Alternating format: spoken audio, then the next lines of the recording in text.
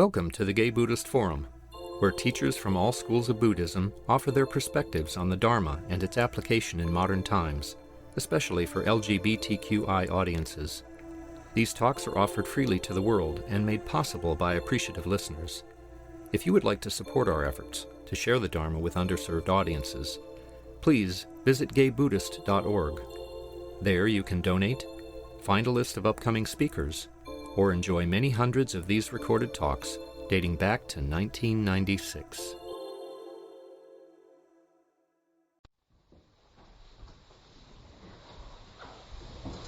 Good morning, gentlemen. Sorry I was naughty and got here late. A little drama turned up and I had to say yes to the other one. Welcome, Robina.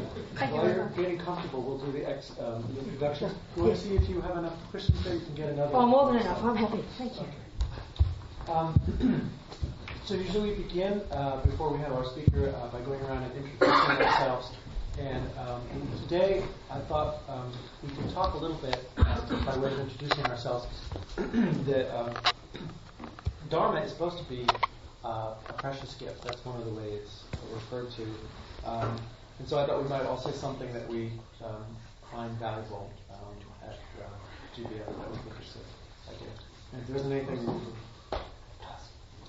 my name is Peter, and I find the gift, one of the gifts of GBF is peace. My name is Ari, and I enjoy the gift of the Sangha. My name's Justin, and I think Robina's a gift. I'm George. I enjoy the gift of compassion. This is Baruch, and gift of the speakers. I'm Rami, and what I cultivate here helps me through the rest of the week and the rest of my life. Jay, enjoy the fellowship of the community. I'm Ron, and I appreciate a space to meditate with other people as well. I'm Josh. I appreciate the ritual of coming here. I'm Joe, and I appreciate the diversity of the community. I'm Francisco. I'm just glad to have another place to sit. I'm Nabu. I see beauty everywhere, and I'm a big fan of Robina. I'm Paul, and I appreciate the richness that we offer. I'm Michael, and I would say the sense of community. I'm Tony, and I'm happy to feel there's a safe place. I'm Roy, and I really appreciate the feeling of a brotherhood. I'm Michael, and I also appreciate the beauty of the community. My name is Mark, and I appreciate the calmness. I'm Jim, and I appreciate the fact I'm getting to share this with my brother Mark. I'm David, and I appreciate being around a group of people on a similar journey. My name is Chris. Deborah, and Benoy.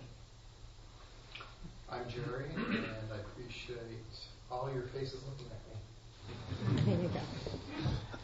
My name is Jason, and I really appreciate this beautiful environment where you're both visually and energetic. I'm David, and I appreciate the emptiness.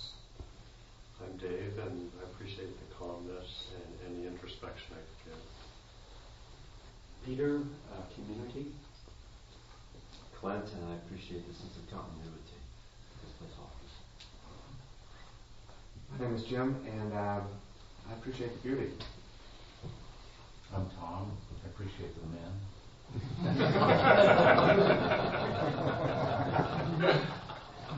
Oh, Ariel, these floors are great. Jack, Steve, and I appreciate some place to go on Easter that's not church. My name's Tom, and I appreciate to be alive for another spring. There you go. My name is Ray, and I appreciate the fellowship and the diversity. And I'm Pam. I've not been to anything like this before, and I'm going to keep my mouth shut for half an hour.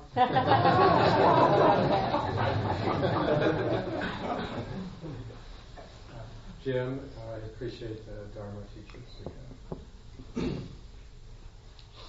I'm Todd, and I appreciate the tastefully decorated altar. There you go. My name is Frat, and I appreciate the Sangha, the friendship this place offers. Good. My name is Marshall. I appreciate the community. My name is Carl, and I appreciate our efforts. Mm-hmm. My name is Peter, and one thing that has always struck me is the beauty of the materials behind the Buddha, the ever-changing nature. I'm Chris, and I like a chance to slow down. My name is Dan, and I appreciate having a time for reflection. My name is Jose, and I appreciate the tranquility and insight I experience in meditation. My name is Tom. I appreciate the open, inviting nature that everyone exhibits. My name is Will, and I appreciate the Sangha. My name is Andrew, and I appreciate a place of tranquility. My name is Doug. First time I've been here, it's very surprising that this community exists. Oh, I'm Dean. I don't know what the question is, but I appreciate all the appreciation. Is that all the song numbers? Do you want to throw something in, or do you want to go to? Oh, I just really like coming here and talking to all you nice people, so thank you very much. Good. Well, today our speaker is Robina Courtin. Venerable Robina Courtin was ordained as a Tibetan Buddhist nun at Kopan, is that how you say it? Yeah. Kopan Monastery in 1978. She has worked full-time since then for Lama. Never mind, don't give all the details. This is your plot. Do you want to No, you don't need all this. Oh, okay. She's now director of the Liberation Prison Project. She supports the Buddhist practice of thousands of prisoners in the USA and Australia, and we will be her prisoners for the next week. Okay. That's enough. Okay. Well, Dean told me that reincarnation was on the poster today, and actually it's quite helpful really, because if you look at the Buddhist view from way up, it actually has it's very relevant, not just some interesting esoteric concept or do I believe in it or don't I? It's not really the thing. It's kind of interesting. So let me just again remind us, being Buddhists or people who like what Buddha says, remind us how to listen to this. Okay.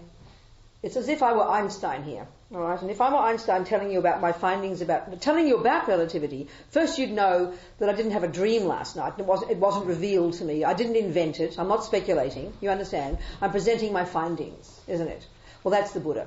Buddha is more like that than our usual view of religion, which is always a surprise to us because we, fall into the trap of mystifying when it's spiritual, and therefore we think it's all about believing or not believing. Well, I mean, Einstein doesn't ask us to believe in relativity. Your maths teacher doesn't ask you to believe that 1 and 1 is 2. She gets you to go verify it, doesn't she? And that's the Buddha's approach. But I think sometimes we're a bit intellectually lazy and we'd rather merely believe something. But it's, that's one point. So listen to it with a very open mind and take it as a hypothesis. But the crucial point is to see the experiential implication of it. Because if there isn't one, it's a waste of time talking about it. How we think of philosophy in the West is some interesting bunch of ideas that you keep in your head, that you then go get full marks in your philosophy exam, Meanwhile, you go home and you beat up your partner again. You understand? I mean, it's like it's got nothing to do with life. But the point of a recipe is that you've got to make a cake. Well, the point of philosophy is you've got to be able to practice it. And if it can't be practiced, it's an utter waste of time. Truly. So see the experiential implication of all of this. And the Buddhist approach is that if there's not a syllable that is uttered by the Buddha and all the valid practitioners of his stuff over the centuries, it isn't practical. And if it isn't, chuck it in the bin, okay? And the third point to remember, which is a link to these two, as the Dalai Lama points out, if you can prove the Buddha's wrong, well, please, you must reject him. So we've got to be rigorous and we've got to be intelligent about it. We've got to use our grey matter, not just sit there being holy. We need the tranquility, we need to look inside, but the purpose to look inside is so we can sort out the mess, not just sort of quick fix, feel good. It's a long-term thing, And this brings us really again to the whole Buddha's one way of talking about Buddha's approach which is that basically he's saying in the bones of our being, our mind, we are holding layers upon layers upon layers of misconceptions, of wrong, of faulty philosophies, of fantasies about how the world is, who I am, what is happiness, what is suffering, how to stop suffering, how to get happiness. He says we've got these misconceptions deep in the bones of our being, and that we need to look deeply inside and to deconstruct those misconceptions and then bring our minds into sync with reality. So all these words we read about being who we are, knowing the nature of reality, all these words, they have a real practical meaning, but sometimes it's easier just to hear it as kind of interesting Buddhist philosophy, right? But we've got to kind of really see how it relates to our lives. So this business of reincarnation isn't just some interesting philosophical point, like I said, that you either believe or don't believe. It actually touches upon, it indicates, it is a sign of actually Buddha's fundamental philosophy of what we really are. Who am I? What is self? And how we misconceive that, and therefore why we suffer. Because reincarnation implies that I'm not just Robina. So, we hear the Buddhist teachings about there's no self, all these words, right? So what Buddha's saying here, and this is maybe really the point we can talk about, what that really means, and what the implication of that is for ourselves.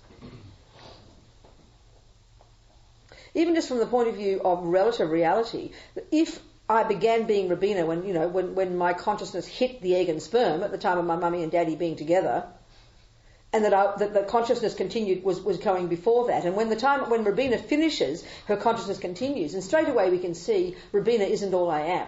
Robina isn't my final, isn't the sum total of what I am. In fact, as one Tibetan Lama said, at the time of death, and as you know in the Tibetan esoteric teachings, they describe the death process in great detail, describing how what Buddha would refer to as mind or consciousness, which is not physical, separates from the body, right? And then inexorably continues on, propelled by the force of karma, which is how Buddha talks. At the time of death, before the mind leaves the body, as he says, there's the potential right there. That's all there is existing. For heaven or hell, is the way he put it. For positive or negative experiences. There's no Robina, there's no male, there's no female, there's no white, there's no black, there's no Chinese, there's no American. There's no dog, there's no anything. They're just the relative packages, the relative kind of coming together of a bunch of conditions that we then define ourselves by. I am an American male. I am an Australian woman. I am black. And this can often become, or I am homosexual. We can see we identify ourselves in certain ways at ordinary relative level. And then we, depending on what that is, we grasp at that one. We build it up to be more than it is, or we make it less than it is, which is a common one we do. We all hate ourselves, So we have this narrow view, even in this relative level I'm not talking esoteric here. The relative level of who am I, which is a major question we all have.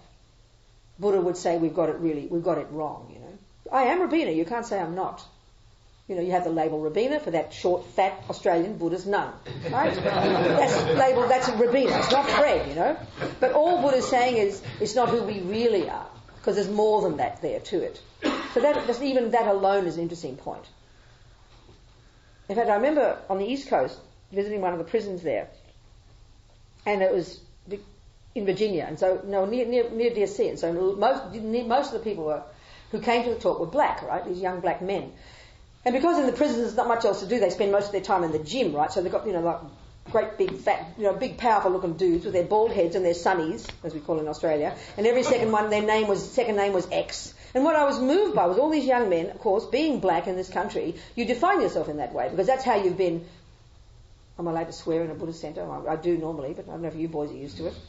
But, they were shat upon for being that. So then the way you define yourself, and the same with you guys, because you've been harmed, you've been seen in a negative way as according to that label, so you have to lift yourself up in that way. So they're these young men learning to be proud of their being a black man, very clear. So there I was talking about karma, reincarnation, continuity of consciousness, Buddha's deal, and they were hearing it loud and clear. And one of them said, "You mean I could be born a white man?"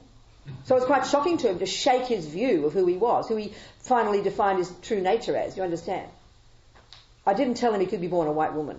I think that would have been too shocking for him. I think I brought up this topic before, but let me ask it here. It's very interesting. That also brought up the idea and I've asked it in a few places, how we do finally define ourselves. What is the final label we think is me, you know? And every one of those guys in there was beyond even being black. It was being male. Do you understand my point? So that's an interesting point, isn't it? The label we cling to most. So if you're a real fundamentalist Christian, that's probably the label that you define yourself most as. Maybe if I'm not sure about homosexual men, you know, maybe it's interesting. But each one of us, we have one of those parts, we think that's the real me. That's the real me, isn't it? Well, this is just on a conventional level is a mistake, you know. Look, let's say you define yourself as a skater because, you know, you've won all the gold medals. Well, what happens if you break a leg? Your whole sense of self has been destroyed. You want to go kill yourself. So this also brings us to this whole business and seeing, let's look in a really practical way, this business of who we are, and therefore this Buddhist business of Buddha nature. I mean, we really mystify that one. Well, let's bring that down to earth because that's the point that's being implied here. So, you know, we do have these questions. Who am I? What's the purpose of life? Why am I here? We all ask these questions, which is what brings us to places like this, as opposed to the bar or the football club, you know. Who am I? What is the purpose of life? And if we have any leisure in our lives and any time, that's what we use it. We go deep inside, listen to these inner aspirations. So that, you know, the Christian answer might be to be oneness with God. So the goal is when you die, you go to heaven, and that's when you finally become who you really are. Okay, I'm not complaining about that. So if you're a materialist, it's kind of a problem, but it's usually a skater, a gymnast, you understand, it's something, it's in worldly terms, you find an identity, which, you know, but then if you're a Buddhist, what you're trying to become is who you really are, and the Buddha would say who you really are as a Buddha. Okay, what does that mean? Well, the word Buddha is Sanskrit. It means fully awake, something like that. And let's forcefully bring it down to earth and get it out of the ethereal sky of holy spiritual, you know. Buddha is talking psychologically. He didn't use that word. It wasn't coined then. But he doesn't use the word spirit or soul, which is finally what does define you if you're a Christian or a Muslim, this part of you that God put there that is who you really are. And then you go join with God again. I'm not complaining, just talking.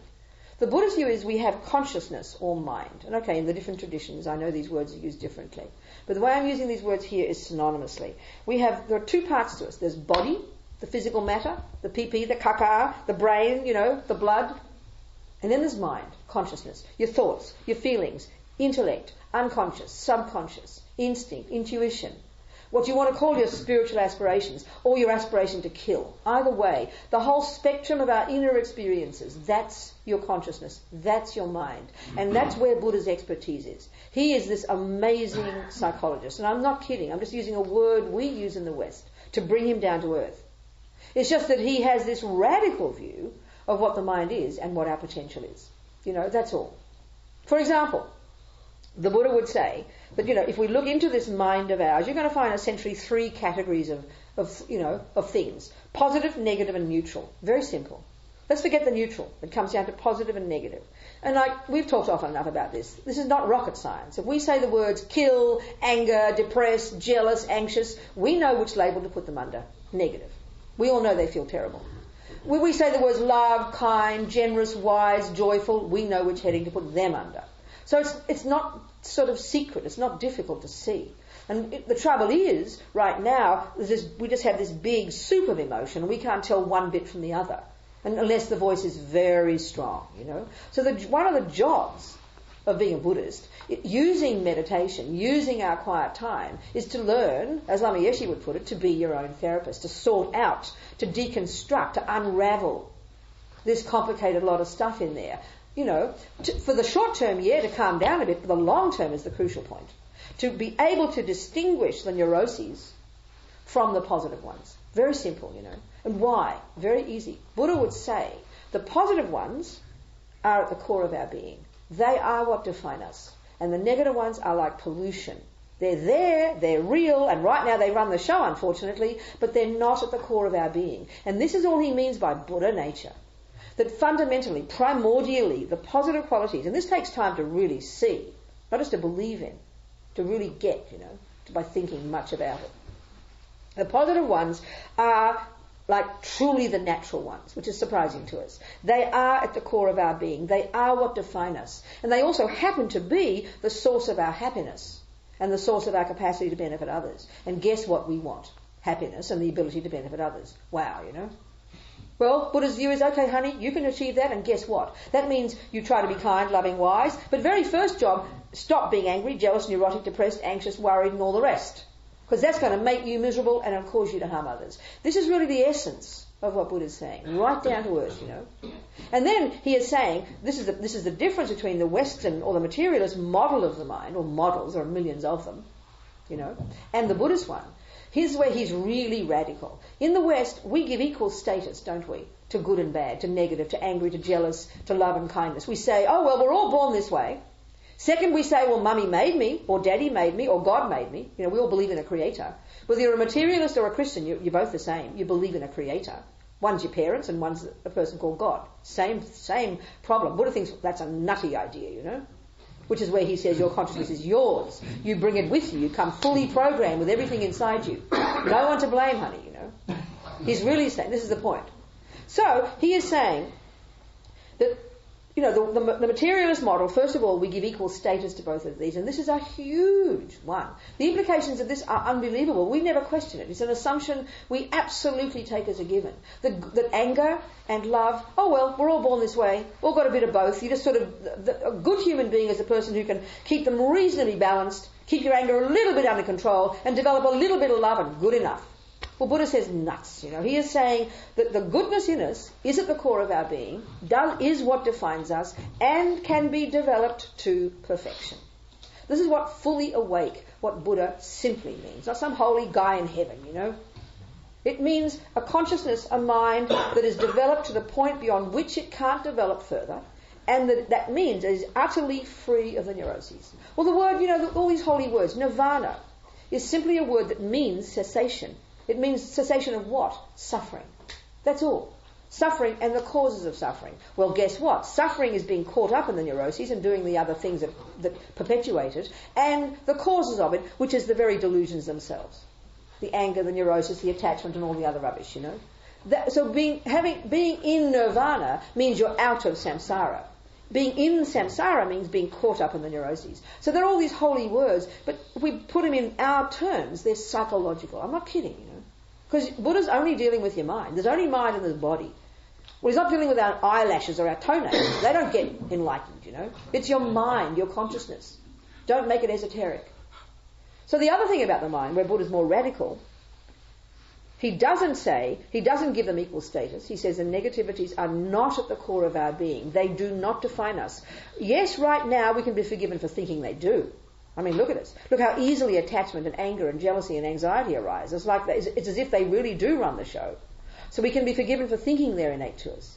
But the Buddhist view is they're not.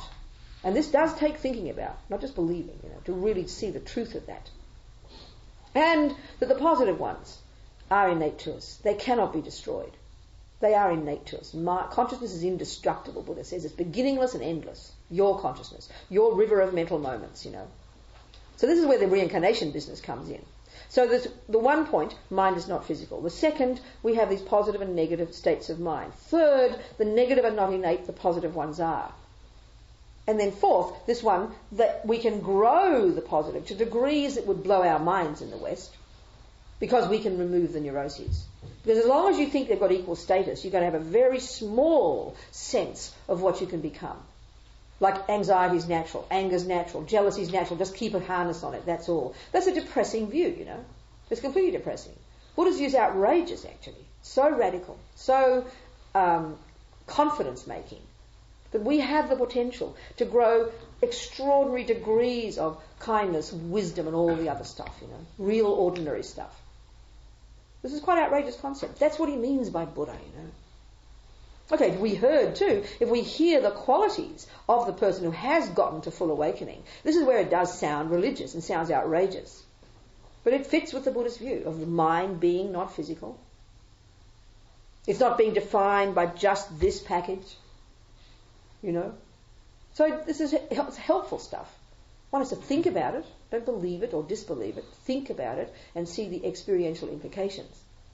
It's even just taking this as a view that one is kind of bringing into one's life or uses as one's context for one's life, it really does lessen the grasping, the fear and grasping of this little miniature, little baby, fat Australian female package, you know. I am Robina, I can't say I'm not. But if it's all I am, you're going to be very scared to die. That's why we're so terrified of death. I will disappear, But even having a concept, having a philosophy, that your consciousness is not just that. It's got a much more long-term view, more spacious, less grasping of this narrow package.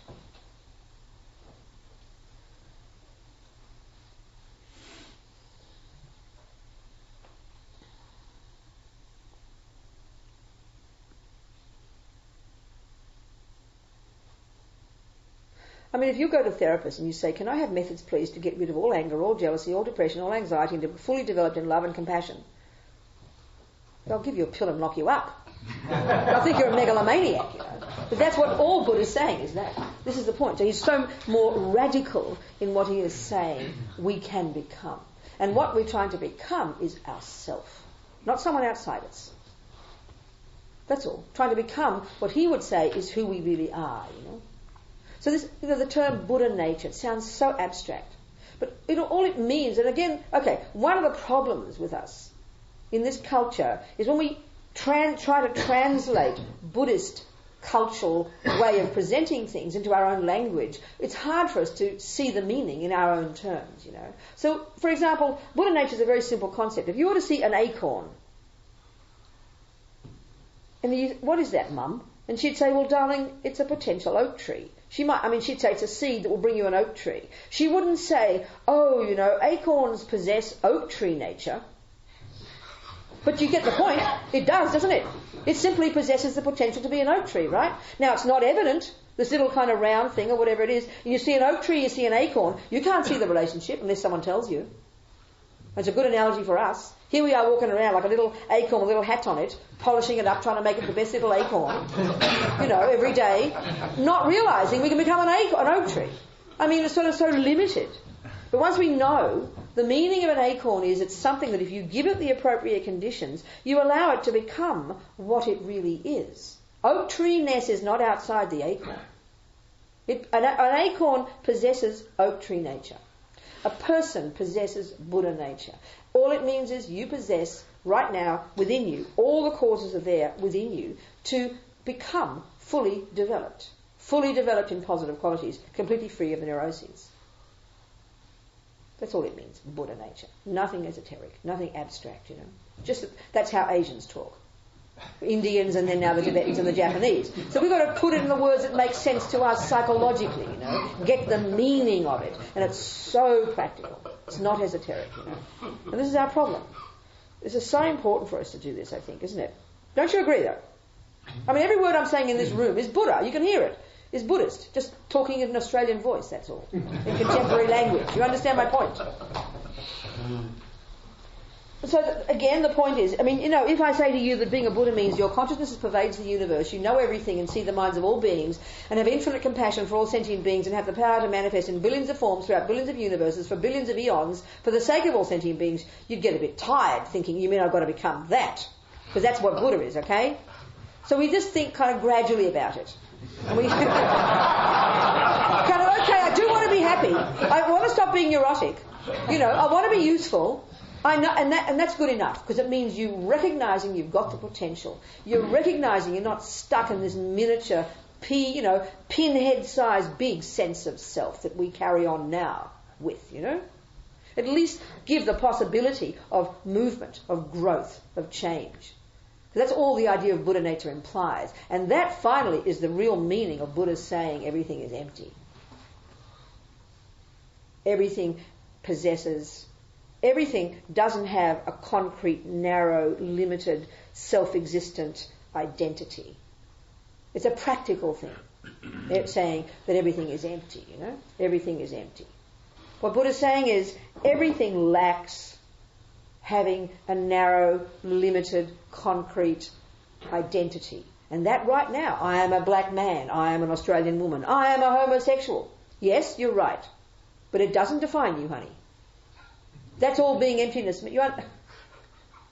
He's shocked. He thought it did. I'm sorry, darling, you can be born a heterosexual girl tomorrow, okay? So don't get too caught up in it, all right? Relax. I mean, you get my point, people. No? You don't? You do? Is it making sense what I'm saying? I mean, this is an interesting point, you know. Buddha's talking about ultimate nature, everything's empty of blah, blah. Then he talks about relative reality. So relative reality, I am Australian. I am a nun, I am white, I am this and I am that. You can't say I'm not. That is a cup, no problem. So don't get the two confused. Because when we hear there's no inherent self, everything is empty, we kind of get nihilistic. We chuck the baby out with the bathwater, don't we? Let's talk about emptiness a bit longer, okay? But it all is implying the previous discussion. How we define ourselves, how we define our potential, how we define our very nature.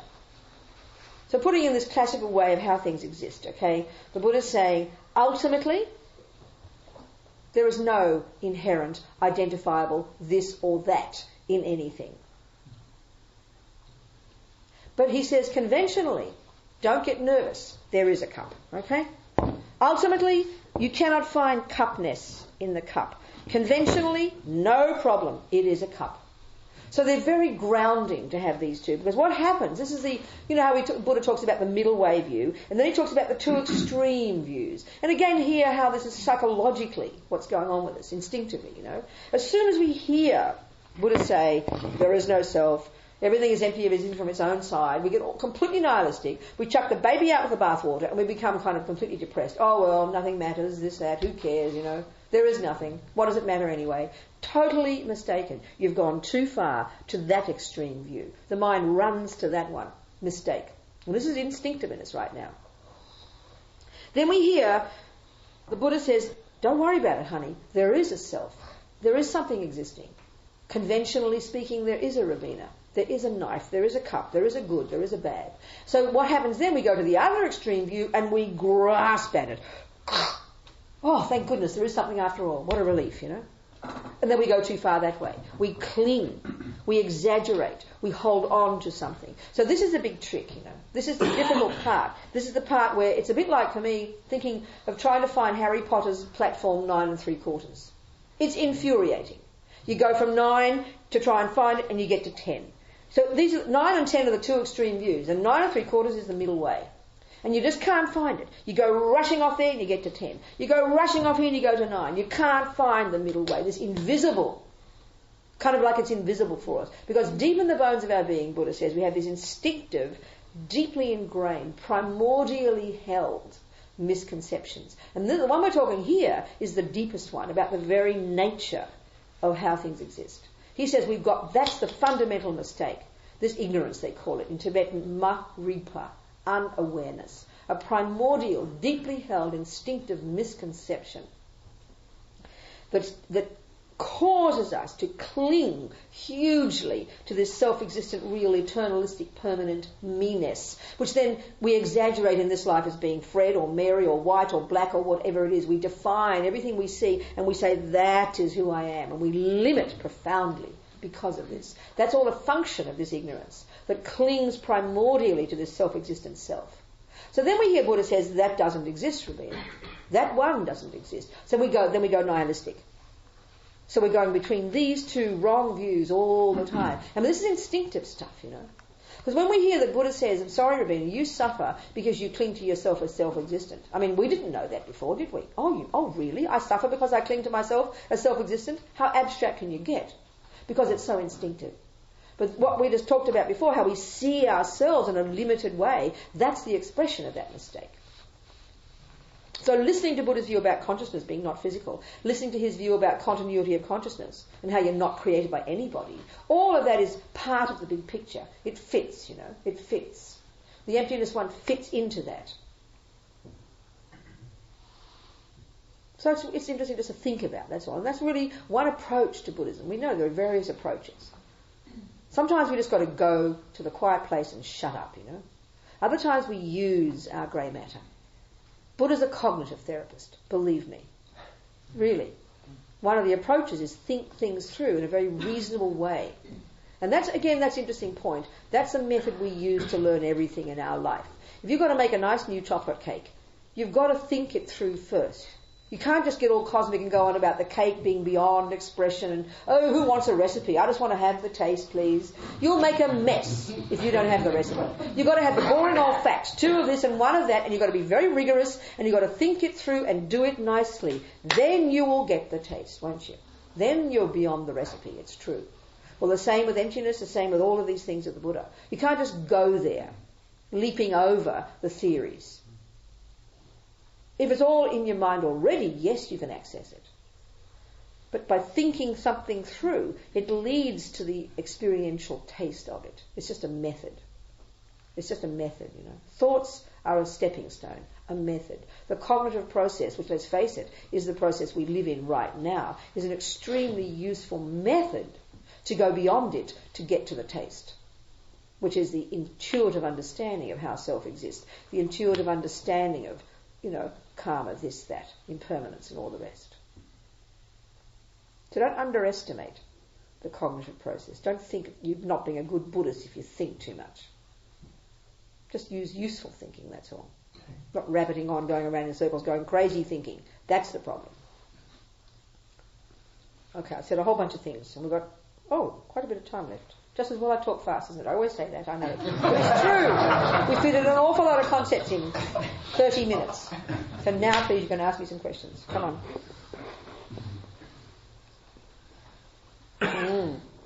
How many hands is that? Put them up. I want to keep... Okay, so remember your numbers, darlings. It's easier. Okay, 1, 2, 3, 4, 5, 6, 7. Just remember your numbers. It's easier. Go. Who was 1? You. You, sweetie pie. No, right in front. You. Oh, well, okay. Yes. I didn't know where you were pointing. I know exactly. I agree. Okay, good. I was reading recently about the kleshas and thought that was a useful concept, the idea that we have these things that are... A nice English word for that is people is neuroses. Okay. And in Sanskrit they call them kleshas. I just wondered how you approach them, how you think about them, how to... The neurosis. Well, okay, this is all part of what we're talking about. But the root neurosis is this ignorance that clings to self. And that gives rise to the branch neuroses, which are called attachment, anger, pride, jealousy, depression, anxiety, and all the rest. They are all on the basis of the primordial mistake. So how you approach them is by seeing that they're the ones, these are the negative state, another term is negative state of mind, you know, as opposed to the positive. And so that's your job, day-to-day job of being your own therapist, to learn to sort them out, to distinguish them from the positive voices. And right now, like I said, there's just a big soup of emotion in there. We can't even see the bits flying about.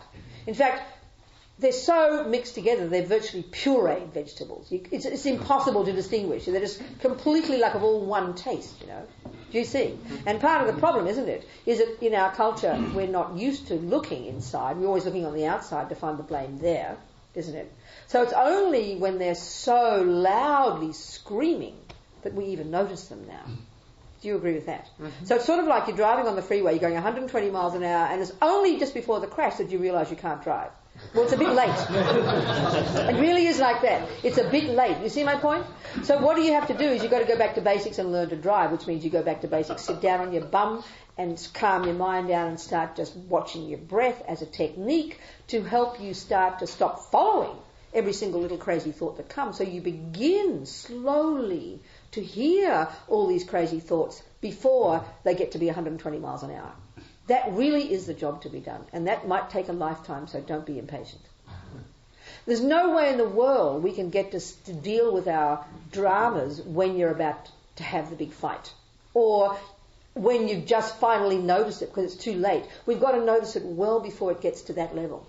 And that's the skill that comes from learning to develop some kind of practical concentration meditation.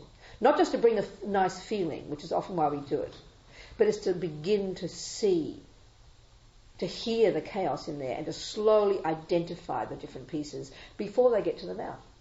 That really is it, I'll tell you. If we can't do this, we can never begin to deal with them. Then the attitude towards it then is very practical, because we're all such little fundamentalists and all hate ourselves and want to be loved by everybody. Then when we start to see our negativities, we get all depressed and miserable and beat ourselves up. That's the wrong approach. The right approach is this.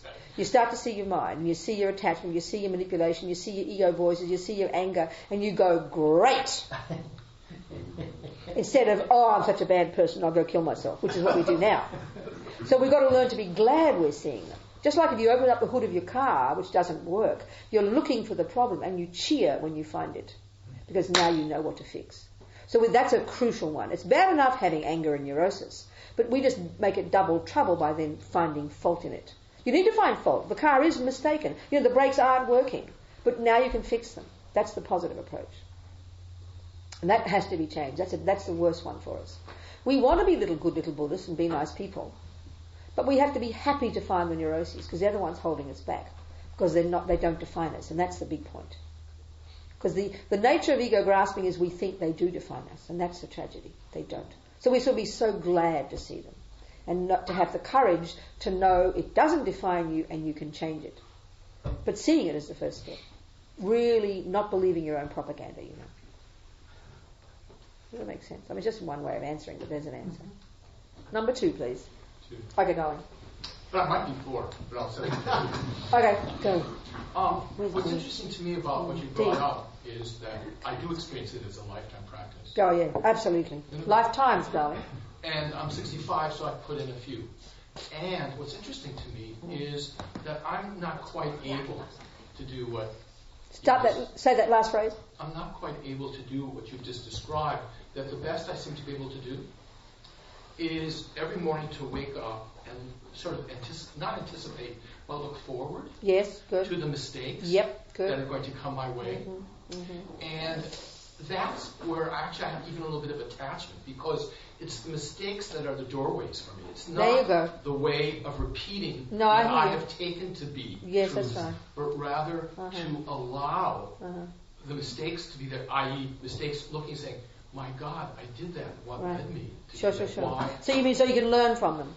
Well, it's doing what I'm saying here. Yes, You're doing exactly. It's being brave in the face of the problems. That's all, because we're just being brave. Thank you so much. It's being brave in the face of problems, seeing them as a challenge rather than... It doesn't feel like braveness. You know what it feels like? It feels like I'm being given the gift of constant being in kindergarten. Well, that's all right. That's your way of saying it. Good enough. It's fine. That's I great. never have to go to first grade, and the relief of not having to get to first grade. Well, darling, you are already going to first grade. Come on. It's hard for me to. It's hard for me to believe that. Oh, sweetheart, come on. You can do it. I didn't want to get. I've given up first grade. Oh, come on. It's a joy. No. It's a joy. Well, then whatever. I hear what you're saying. So good on you. You're doing well. Congratulations. Number 3. You have to remember your numbers, otherwise you just got to butt in and start talking. Someone start talking. Come on. Whoever had a question. Go through, my dear. Yes. I was also 1. Yeah. Okay. Oh. Okay. Another lifetime. Go on then. So you've begun to answer it, but from your belief, there was the cup. To see that, and then there was the kind of expanded esoteric discussion of the beingness, the awareness. Okay. And I'm kind of looking for this, what is the symbol of this? And it's almost, we're starting to talk about it, it's almost like this kind of dynamic. But anyway, I don't want to say much more. I want you to answer that from what you see. I saw a cup. Okay. So what's your name? I'm Deborah. Deborah. Okay, so there's Deborah. So the Buddha's saying, there is Deborah. There's black hair and this shaped face, and she's a female and she's American, or whatever the labels are, the conventional labels that we would say is what Deborah is. And if we didn't want to go further, good enough. You're Deborah. Okay. But then he says, what we do is add on top of that, and it's real subtle, primordial, we don't realize, we add on to that a concreteness.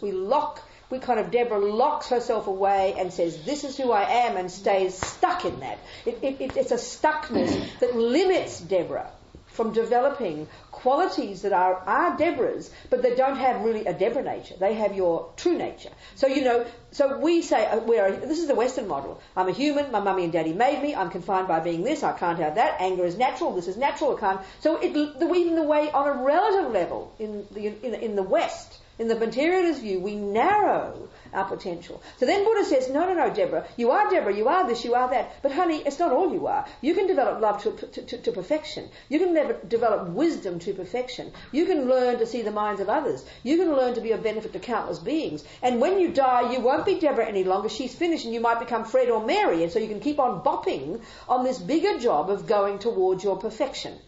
Taking a Deborah body, a John body, a dog body, whatever. I'm just talking, okay, at a relative level. So the reality is you are Deborah, but the mistake is we stick it in stone and lock the door, and then you stay stuck. And then, of course, what it brings is fear. Oh my God, Deborah's ending. What am I going to do? I'm panic-stricken. On a relative level, I'm talking even. All Buddha's saying is you're not just that. You mean I could be born a white man? In other words. But that's even still on a relative level. I'm just trying to talk. Does that make sense what I'm saying? That we've got all Buddha's saying is we have phenomenal potential to be limitlessly wise, loving, compassionate, sensitive, caring, blah, blah, blah, you know? Even just that is the best way to put it. But we don't think that, even in the conventional model we have. We say anger's natural, which assumes you can never get rid of it. Doesn't it? It defines me. Well, Buddha says no, he disagrees. Anger is not natural to it. Anger is not... The delusions do not define you. The positive qualities do. Even just that concept. And we're not talking even the esoteric emptiness one here. We're just talking conventional here. I don't know. Does that? Yeah, thank you. Okay. Thank you, Deborah. Yes. This is a great talk, and I want to thank you for it. Mm-hmm. This is what I struggle with. Yeah. I do believe that there is a consciousness that is bigger than the body, but it comes in and inhabits the body. Sorry, John, I said that last bit again. I said, okay, there's a consciousness that we're talking about you here, you, okay, just you. My consciousness. And that's your mind, your thoughts, your feelings, your emotions, unconscious. That's got it. You're not just fingernails and toenails. Got it. Okay, then. Okay. But the thing is, I have this body. Yep, I inhabit this body. Yes. So I'm kind of at the mercy of this body too. It's true. Whatever biochemistry is going on in my body creates emotions. A very strong. Oh, okay, I hear your point. Okay. So let me go on. Yeah, I'm listening. But, like when somebody has a stroke and their personality totally changes, or when somebody is bipolar or depressed and they take drugs and they stop being that. Absolutely. So my question is, how the fuck can you escape that? I understand, darling. I understand exactly. I understand. If my biochemistry determines so much of my emotions, I understand. How do you escape that? I hear you, sweetheart. Okay, I'll tell you.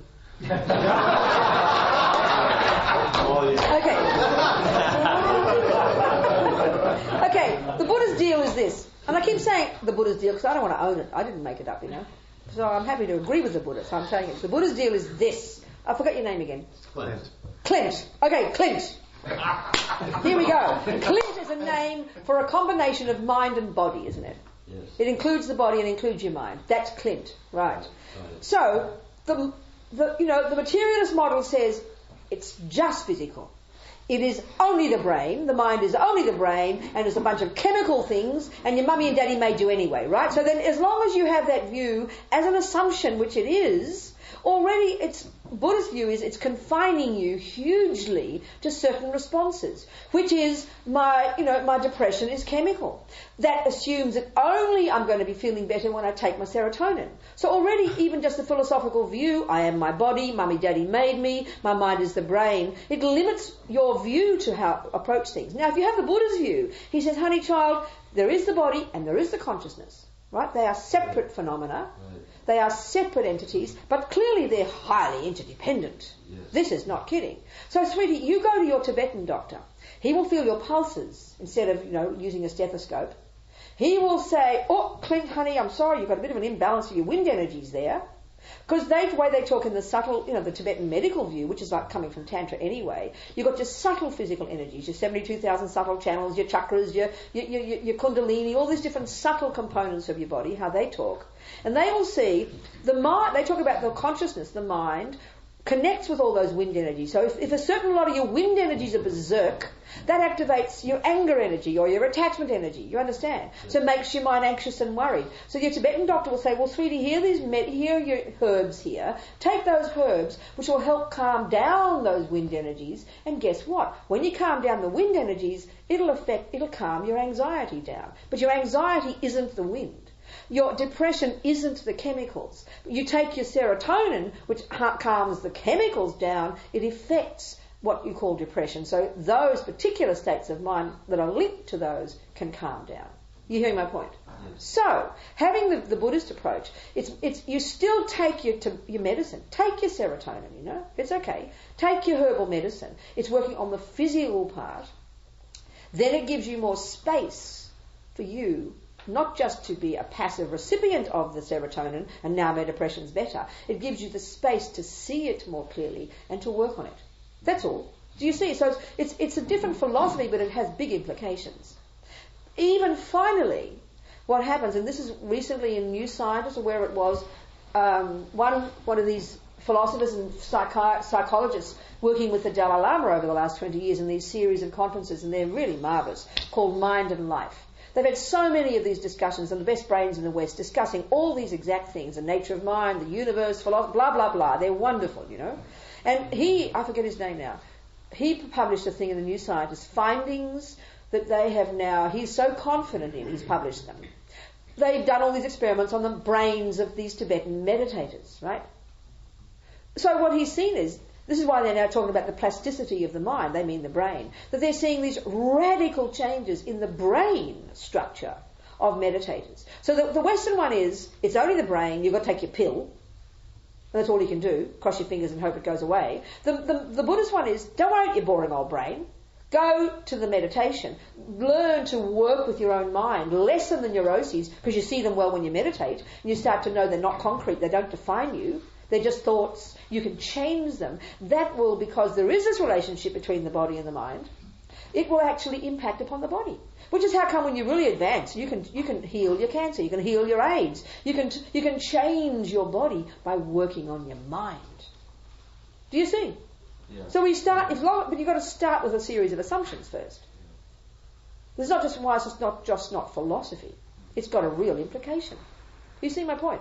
So meanwhile, honey, be brave, accept the delusions, accept the neurotic. I mean, me and my sisters and my brother, 7 of us, were all diagnosed as manic depressive 40 years ago. Right? The lot of us. He thought he'd won the lottery, this psychiatrist, you know, and the entire family. So he diagnosed serotonin. No, what do you call it? Sorry, lithium. I remember at the time, I've been an old lefty, you see. At the time I was a radical lesbian separatist feminist, I think. I think I was. It was that time in my life. I remember telling him to stick his boring old male medicine. I refused. I thought, this is my mind. I'm going to be crazy, but, you know, back off, please. You understand? Okay, that was my approach to dealing with my crazy mind. Here I am still, learning to harness it and learn to be a happy human being, but using Buddha's approach, right? So it's okay to be crazy. It's okay to be depressed. It's okay to be angry. We are human beings, please. We've got to be brave. We're also little scaredy babies, you know. Oh, I'm supposed to be a Buddhist. I shouldn't be angry. Oh, my God, I've got to kill myself. I mean, we've really got to be brave about it. And no, this is human nature. It's okay, but it doesn't define you. It's all right. Clint, are we communicating? Yeah?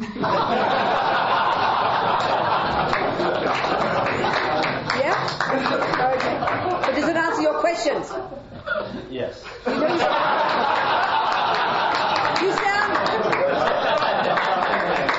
You sound doubtful. But really, do you have a question? This is such a huge issue for me. I mean, I can't get all the answers in a 5-minute response. Well, you can. I did give you them all. You just have to go think about it. I did answer everything in there, but you've got to maybe transcribe it and then write it down and think about it. I'm seriously. Because I'm just saying all the answers. I'm not saying all, but you've got to think about it to make it yours. Yes. Well, then, darling, you've got to transcribe the words so you can think about it and meditate on it and go, I see, yes, this, that, this. No, you give me a lot. Good. I'm glad. Yeah. Okay, yes. So I had a question about what you said earlier about the inherent goodness. Yeah. And that seems to be, and I guess I'm accepting that your position is that there's delusion, and so we inherently see that there's both. But it seems like if we follow up on the idea of testing what the Buddha's words out there, that it seems like there is always these balance, that you don't have a north without a south or a yin without a yang. I understand. So the concept of just a pure positive without any negative is difficult to kind of understand. No, I do understand. Yeah. Well, let me ask you a question then. Would you prefer to be jealous or not jealous? If you had, if a situation arose, would you prefer not to have a jealous approach? Sure. Yeah, that would be. And would you prefer not to be depressed? Sure. And would you prefer not to be angry? Right.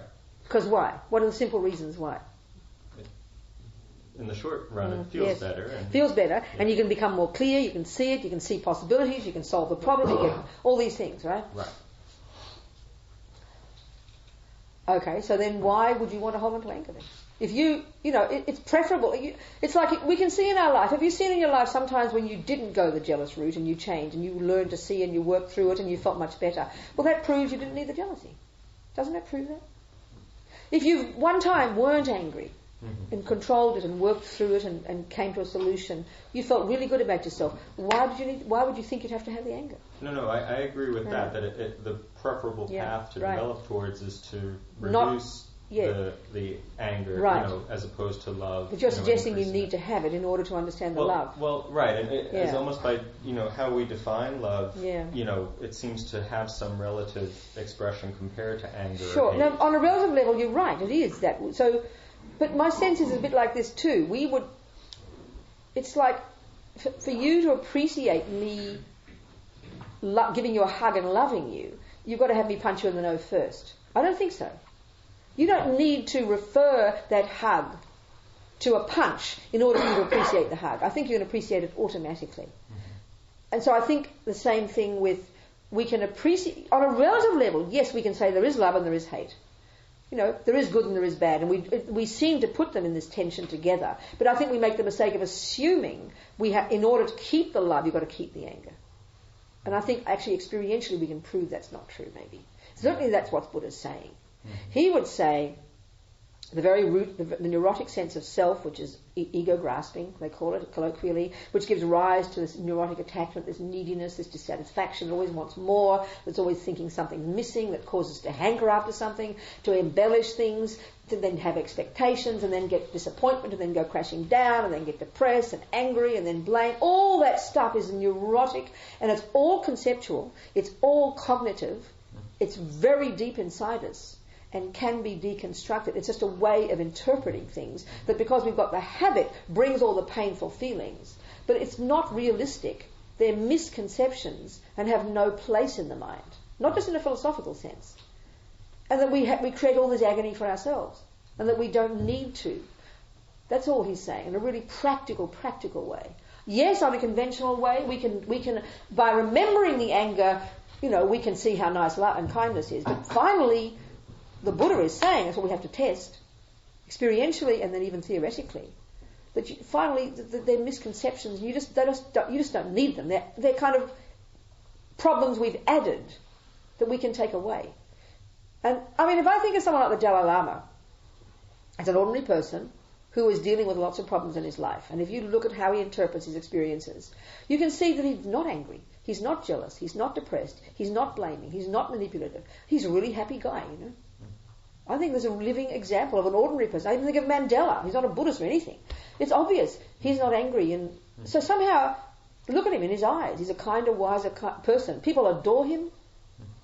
There's a practical example of how he didn't have to struggle with the anger in order to be kind. I just don't think we need it. I don't know. Do you see my point of view? Yeah. We are running out of time. Huh? Are we? We are. Afterwards to talk to people? Yeah, but we haven't. Just a minute. We're over, aren't we? You guys are very strict about your time. I noticed that. Even 1 minute, you've got to stop. I realise. Were any more desperate? No, I'm not allowed to do it, am I? No, I'm going to do it. Any more desperate questions? Any more questions? Any more questions? There were some more. Don't be scared. Put your hand up. But I've got so many questions now. Oh, darling, what to do? Okay. In terms of reincarnation, yeah, the only sense I have of it is in relationship. Relationship? Is that I seem to recognize people. That's the only... proof of it, yeah. Yeah, that's the only intimation. Okay. It's not about identity, it's just No, about, I see. I hear what you're saying. That's a good point, though, isn't it? It's true. So the point here, at this cognitive level of looking at what Buddha says and seeing the experiential implication of it, that's just at the level of thought. That's all. Think about it. Follow it through. I mean, we all know Buddha is not a creator. But if you follow that through to its bitter end, you have to conclude consciousness is beginningless. Your consciousness is beginningless and endless. That is a conclusion. But that means you've got to get all the stuff there. Open the books and look at it and hear it and think it through. Think it through. Think it through. There's no way else to go. Right now, the materialist one goes to mummy and daddy being the creator, and the Christian one goes to God being the creator. Well, the Buddhist one, if you follow it through, if he says there is no creator outside us, you have nowhere to go but beginningless consciousness. Because he's positing cause and effect. And if you say cause and effect, this moment of your consciousness is the effect of what? The previous moment. And that moment is the effect of what? It has to imply. This second of your consciousness implies a previous moment of your consciousness. When you go back to conception, the second of your consciousness in there in your mummy's egg and sperm implies a previous moment of consciousness. You go back 1,000,000 years, maybe I began then. That second of consciousness, if it exists, implies a previous moment. So you can't find a first moment. Mind is beginningless, Buddha says. And it's got momentum that just keeps moving forward. It is endless and beginningless, Buddha says. That's the statement. You've got to find the logic of that. And that's not just by recognizing. That's good experiential, helpful stuff. You've got to look at it philosophically. Like you've got to work out math with your brain. You can't have it any other way. You just don't sit there and close your eyes and get an intuitive feeling from relativity. You've got to work it through. You've got to get your facts and figures and work it through. That is this particular approach here. Because you've got to understand something intellectually before you give it experiential meaning. Like a recipe. Same thing. So that means you've got to hear the stuff. So you can have grist for the mill to think it through. You see? That's the answer. It's for you to do it. It's your job. Okay.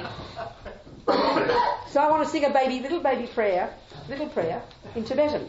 And it's a prayer we call dedication. It just means here we've been going for an hour, as far as I'm concerned, an hour and a half for you guys, being together, sowing all these seeds, and for the last hour, each of us, me too, listening, thinking, analysing, assessing, blah, blah. So every split second of every thought we've had is what Buddha would call a karma, an action. Everything we do with our body, speech and mind is necessarily an action, a karma, that necessarily leaves a seed in the consciousness, this consciousness, that will necessarily ripen in the future as my experiences. This is Buddha's creation principle, if you like, karma, the law of cause and effect. Highly dynamic. So we delight that for an hour and a half we've been together, sowing all these seeds, and we think maybe ripen these seeds, maybe nourish them with our efforts and our positive qualities from this second forward, so that it will develop all of this, these seeds, into our marvellous potential. Why? For my sake and the sake of others. You know, why not? Kewaji nyu dudar Lama sangye drugyune Drowa chikyang malupa Dei sana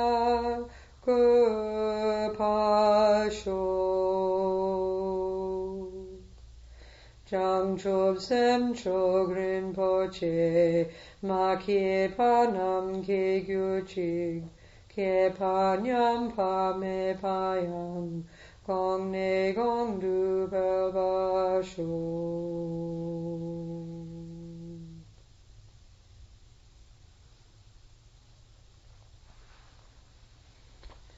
Okay, thank you.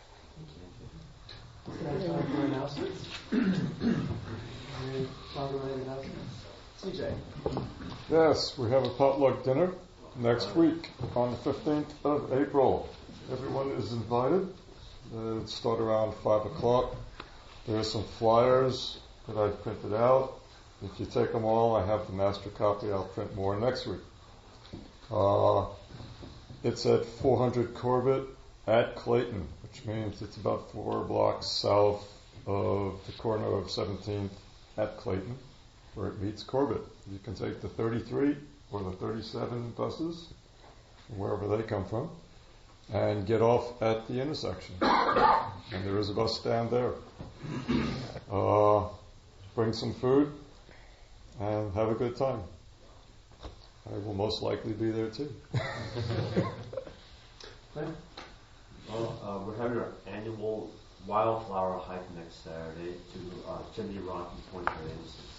Usually we've been doing for about 10 years now, I think. So anyway, this is the season to see all the flowers. We're meeting here at Saturday. It's coming Saturday at 9 o'clock. And start pulling out there. It's going to be an all-day thing because the hike itself is short, but it's a long drive out. I am back, but a very free drive. I have flyers if people are interested. I'll just put them on the table outside. We have one over here. I have 2 bags of books on Buddhism that were given to me, and they're free for the taking, and some cassette tapes there as well.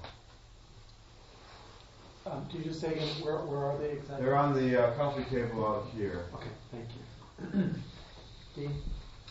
Next week we're having Ananda finish Kapoor, I think is her last name, who is a queer woman of colour and a very good speaker. She does a lot of socially engaged Buddhism, so she'll be here. And on Tuesday there's a Metta meditation group that meets at Darren's place. He's away, so I'll be hosting it. It's at 518 Baker at Fulton, 7:30 to 8:30. So see me if you want any more details. Jim? Yeah, I just wanted just a heads up. In 2 weeks, the San Francisco Choral Society is going to be singing Bach's B minor Mass. I joined Aspire to sing this piece. If you know it, it is hair-raisingly big and gorgeous and moving, and he was some type of bodhisattva. Where was that on? Pardon? I'm interested in that one. It's in 2 weeks. I'll send you. Oh, please. He's one of my favorite people. Which days? It's a Saturday night and Sunday afternoon, and if you're allergic to things Christian, you can ignore the Latin and just take the ride of the harmonies and gospel, and it will blow the roof off your brain. Exactly. Wonderful.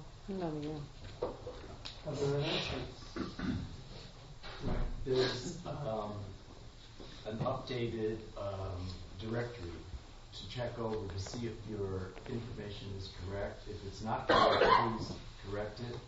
If you are not on the directory list and you would like to be, sign up on the pink sheet, which is right next to it, out by the Dhamma Bowl. Yes, a reminder that our talks are available on the internet at the GBF website, gaybuddhist.org. Thank you very much for that service, George. Is there a host today? Yes, I'm the host. So there are scones and tea. If you have tea, please wash your cup. And there's a sign-up sheet, I believe, if you want to receive our newsletter, either electronically or hard copy. And finally, I'll be coming around with a Donna Bowl. We suggest $5 to $8 donation. I just want to remind everybody, because I have the calendar in front of me, the last weekend of this month, April 29th, there will be no meeting. The center here needs the space for a special event of their own. So we'll be skipping one Sunday this month at the very end, April 29th. Remind you all.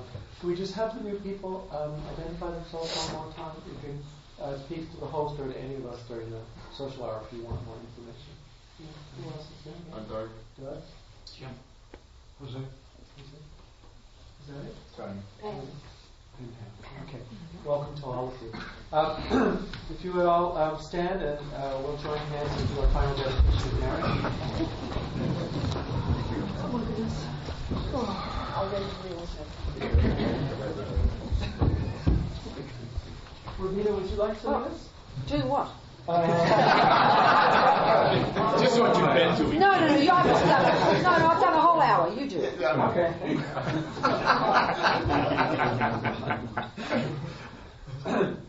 By the power and truth of this practice, may all beings have happiness and the causes of happiness. May all be free from sorrow and the causes of sorrow.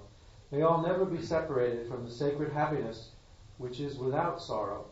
And may all live in equanimity without too much attachment or too much aversion. And live believing in the equality of all life. Good Lord, it's amazing. How could I have done better than that?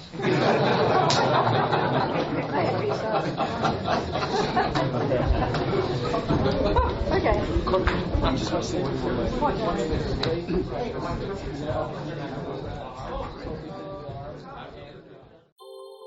Thank you for listening to the Gay Buddhist Forum. If you would like to hear several new talks per month and be notified of upcoming speakers so you can participate live, please subscribe to this podcast, like us on Facebook, and join our mailing list by visiting gaybuddhist.org.